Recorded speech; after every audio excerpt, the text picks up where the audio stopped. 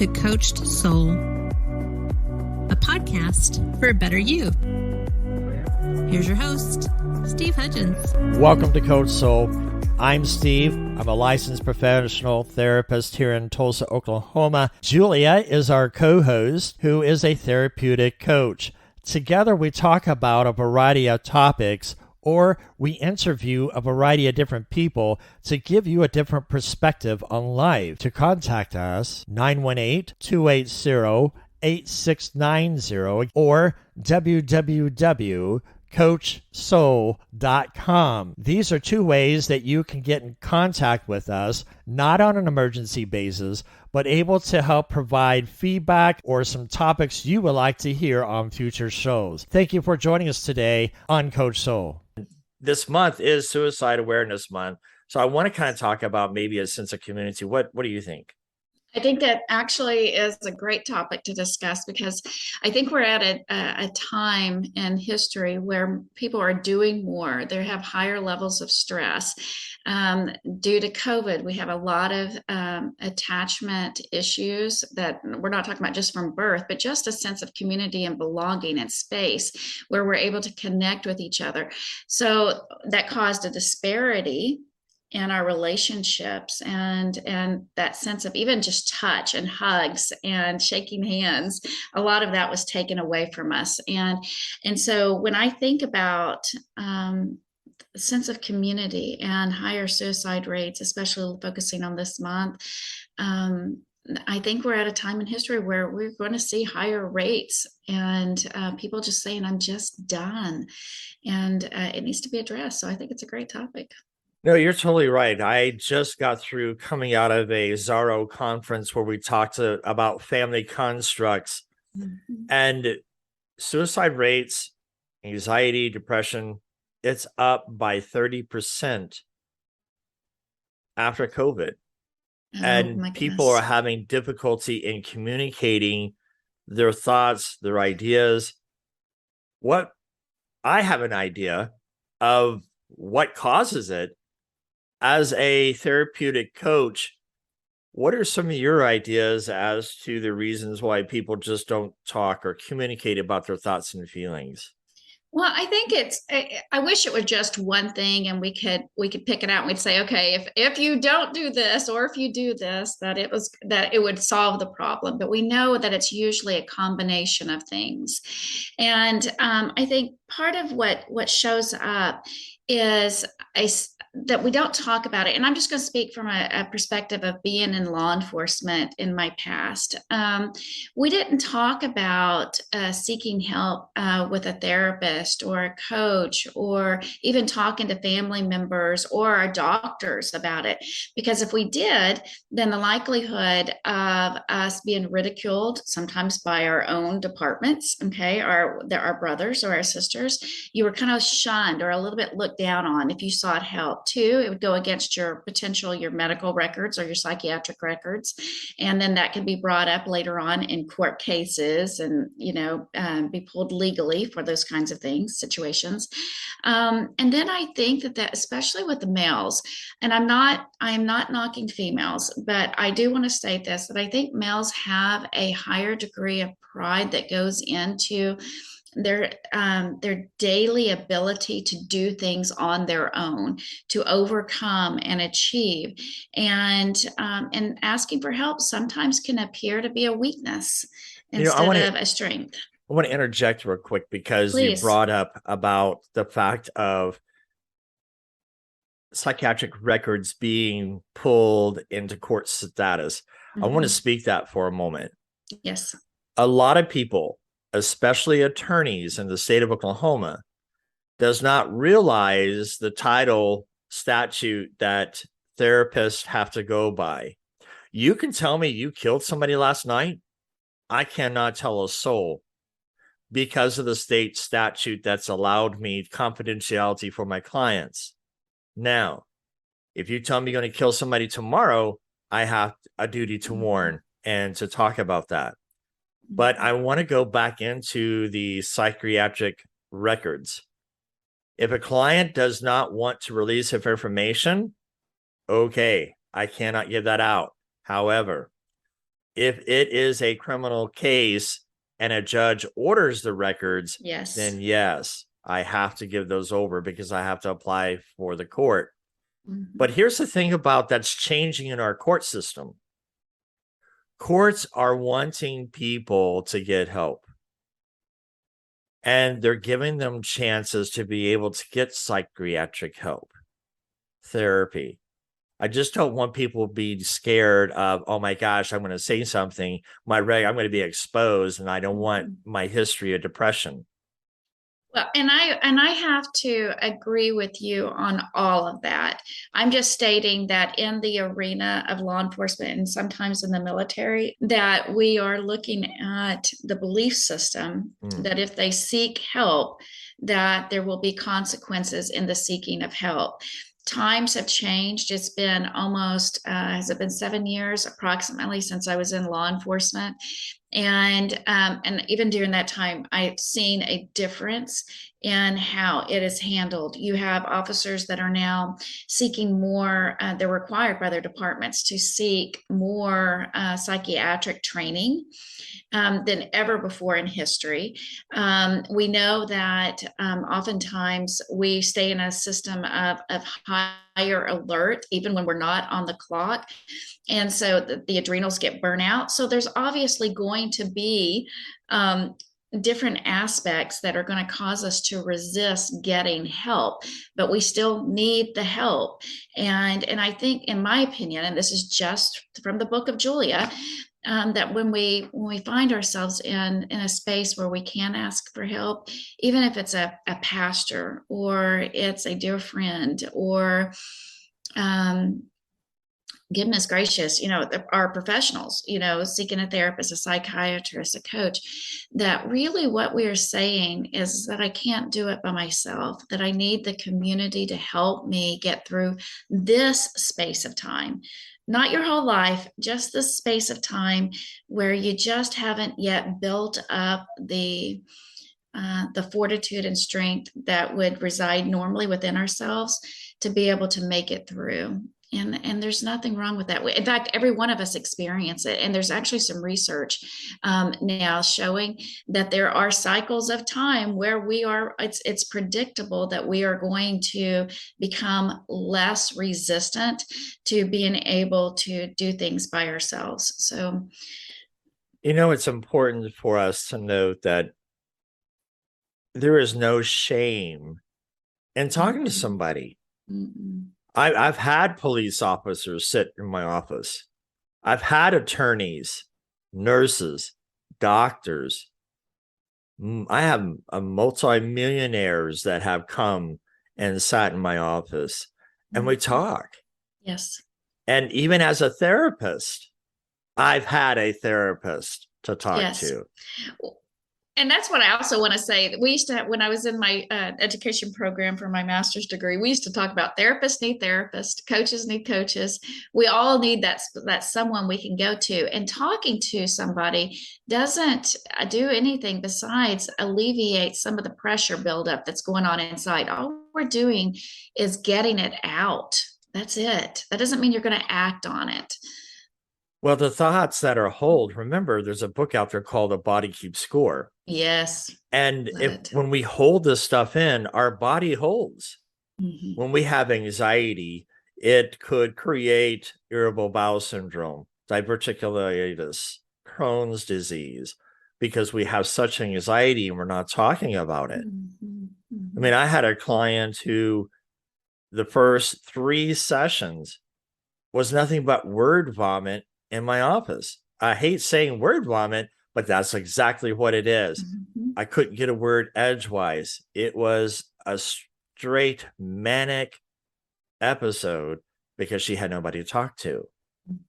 And she trusted me and it took about 5 to 6 months to get her, I hate the term normal. That's the only normal that I know is on a dryer setting. It says normal, but she got back to her unique self. And it was a pleasure in working with her, and what she overcame was phenomenal. But it takes us talking and being okay with, you're okay. What do you think about having that sense of community and sometimes I mean that's a whole nother topic of feeling alone even though you have somebody. Of course. Of course. Well, I think that community is absolutely necessary, and having trusted individuals within that community is even more vital. But there's so, Steve, there's so many resources that are available. I mean, for our vets, whether we're talking, there one we have on our website, we have on the Coach Soul website, we have that the phone number for if you're, in a space where suicide may be something you're considering. Okay, so we have the hotline there. Locally, we have Laureate. You can call them, and even if you don't have insurance, my understanding is that they will still figure out a way to get you some help. And sometimes a 10-day vacation away from everything that's going on is the best choice for individuals. And Totally agree with that. Because when I had that 34%, I don't have cancer anymore. It's been eradicated. But I took a trip to Yellowstone, 3,400-mile round trip. And that was the best vacation ever, to get in touch with landscaping, get in touch with nature. Yes. It just does something to your psyche. So I can relate with exactly what you're talking about. Well, and I think, even if we look at resources like the VFWs that are around, any military individual can walk in, and they are going to, if they'll just walk in and say, I need help, there are individuals that are waiting right there to get you scheduled in for an assessment so they can get you connected to other resources that are in place for our veterans. And that's not to say that all those resources are going to be perfect for each individual, but it's a start. It's a beginning space. And so I think that community is essential. It's not just important, it's essential. And when I think about, I just want to backtrack a little bit on the nature therapy, because when we think about vacations, I think sometimes we think about, oh, let's go get on the boat, or let's go, some exotic place. Vacations can be taken. When I was doing my stroke recovery, one of the things that I did is I would spend anywhere from 3 days to 3 months out in the wilderness. Now I'd come into town for grocery restock or whatever, but I basically lived in my van, which was built out. So it was my mini house on wheels, where I could stay out in nature as much as possible, because my system could reset. We know that it resets the is it the Arcadia rhythms? This REM? Okay, my brain just kind of blanked out on me. I was like, what is that word? We know that it will reset the blood pressure. There is something about going out in nature and touching the trees, listening to the pitter patter of your feet on the crunching leaves, having the birds sing their melodious songs. I mean, or the water. I love being near water, and just looking at the vastness of everything that we are in and a part of, that causes the system to just calm down. You can begin to think, the anxiety begins to resolve itself. And honestly, I think it's one of the freer resources that we do not take advantage of in today's society. It's what I call grounding. Oh, it totally is. I mean, completely. I walk outside barefooted. Yes. I just have to watch out for the landmines my dog deposits. But other than that, I love grounding. I don't care if I'm outside and there's a water. I'm going to take my shoes off and put my feet in the water, as long as it's, the stream is nice and clear. And you're right about the technique of grounding, because I use it in EMDR. When I talk to my clients about EMDR, one of the things I do prior to is learn how to go to what I call a safe place. Yes. I want you to imagine mountains. I want you to imagine a beach. I try to get people to slowly calm down, and their anxiety when they come to me is about an 8, 9, 10. When we get done, it's about a 0. Yeah. Yeah. And even if it was down to a 3 from an 8, what an improvement in that system. And actually, now that we're talking about that system just coming down, there are a lot of vagal exercises that can be done, which can't be demonstrated, obviously in the podcast because most people are listening. But there are some amazing vagal nerve exercises that can be used, and some of them are on the tips of the fingers, on the hands, behind the ears, that will bring that down. But I also want to talk about the PTSD injections, because although we're looking at the overall arch of the Suicide Prevention Month, okay, well, sometimes people get into that space of potential suicide or suicidal thoughts because their anxiety is so over the freaking top that their system is no longer able to manage sensible, okay, or rational thought processes. And so there is a doctor here. I hope it's okay that I give a shout out to her, but it's Dr. Knife Chief. Their family has been doing it's called the ganglion blocker injection, or the PTSD shot. We now know that the Veterans Administration is actually testing these injections on veterans to see how it's working for them. But that's a side story for helping them with PTSD. We know in Dr. Knife Chief's office, and I've used them before. I still occasionally will go in about every 6 months and get another injection. And it is so simple. It is cost effective. And all it does is basically put a jacket or a coating over the nerve itself, so that even though you may be feeling the high anxiety or panic attack is a better word for in this particular case, where you feel the panic attack, but it stops at right above breast level. It never makes it in. Your brain goes, oh, I'm feeling that in my body, but because the nervous system isn't able to feel it because it's now had this injection, you're soothed. It is and sometimes you will actually afterwards sleep for several hours after it, because there's such a difference in pre versus post injection, and it's completely harmless. It is that's absolutely a completely whole harmless. nother podcast we I get know. ourselves into. I want to get back into a sense of community, because I think we chase a squirrel here somewhere. We do. and for our listeners, I want to interject here really quick. www.coachedsoul.com is our website. On the last, there's a contact that you can put your information and email us. Again, that's www.coachedsoul.com. And we recently got a number that you can leave a message, 918-280-8690. That's 918-280-8690. For you to be able to call and leave a message about any topic that you would like to discuss, any clarification that we're talking about in our podcast. It's important to us that we help you to get the information to help you to be a better you. That's what this podcast is about, is helping you to be a better you, because Julia and I know best that as professionals, if we've gone through certain things in our own life and overcome, we believe in you, and we know you can too. When you think about Suicide Month, it just gives you a negative connotation. It's about overcoming. It is about learning how to communicate. And one of the things that we talk about too, Julia, is a sense of community. But in order to have that sense of community,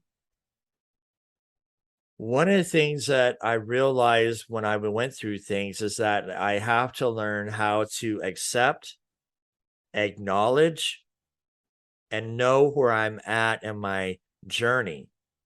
And it keeps my dark valleys short. But if I reject and don't accept the pain, and I don't talk about things, my valley will always be there because I'm not dealing with it. And like Michael said, he had a hard time dealing with where he was at, that he wanted to commit suicide, but he reached out to a friend, or a friend reached out to him, and he just opened up. What do you think about, we only have a couple minutes left, but what would you say to somebody who came to you so that we can help other people understand that it's okay just to talk about whatever. Well, I think it's something that I deal with on a frequent basis anyway, is that at the end of the day, people want to know that they have value, that they're understood, that they have some kind of relevance in life that's going on around them. They're important. And so when a new client comes to me and they're experiencing some of these issues that we've discussed today on this podcast, is that I want to hold a space for them. And that's usually what I tell them. My job isn't to necessarily tell you what you need to do. It's to help you discover what is best for you through your processes. So I'm going to hold a space and I'm just going to listen. And then the other topic that I often bring into the session right in the beginning is, do you want me just to listen, or do you want me to interject? Because more often than not, when new clients come in, they just want to be heard. They're going, doing, and being for everybody else, but they don't necessarily have someone that they can go to that will hold a space just to hear what they have to say. And so that's usually where I start all of those conversations, is with those kinds of invites, if you will.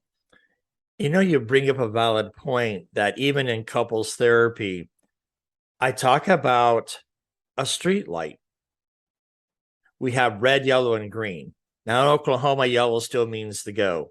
It's just, I don't know if that's just Oklahoma or if it's everywhere, but it's just crazy. A yellow light means to slow it down. It doesn't mean to speed up. It just drives me crazy. Comment. But right, it's another topic of a sore subject. But when you think about the stoplight in a therapeutic sense, hey, I just woke up.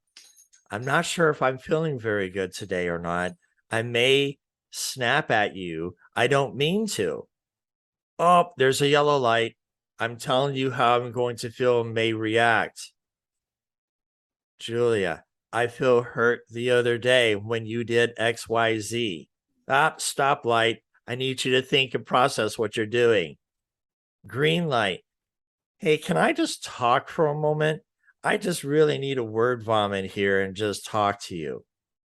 If we could put those things into our relationship about where we are, I think about, I did groups in an inpatient facility. And one of the things I would show is how to train your dragon.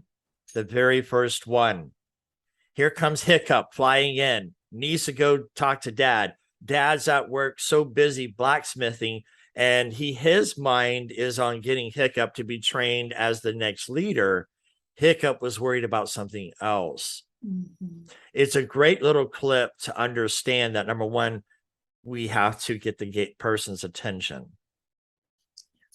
And you talk to your partner, talk to somebody, you say, hey, red light, can we just stop and just talk for a moment? Green light, I need to bounce some things off of you. I need something you to feedback on. So those are some great things. We have to build a sense of community. Our time is out. Julia, as always, it's a pleasure. We're going to pick this up on our next podcast to continue going. If there's anything that you would like out of this podcast to be talked further, please again talk to us. And again, we're out of time. Thank you, guys. Thanks for joining us today. We hope to have you back next week. Until then, be safe and be kind.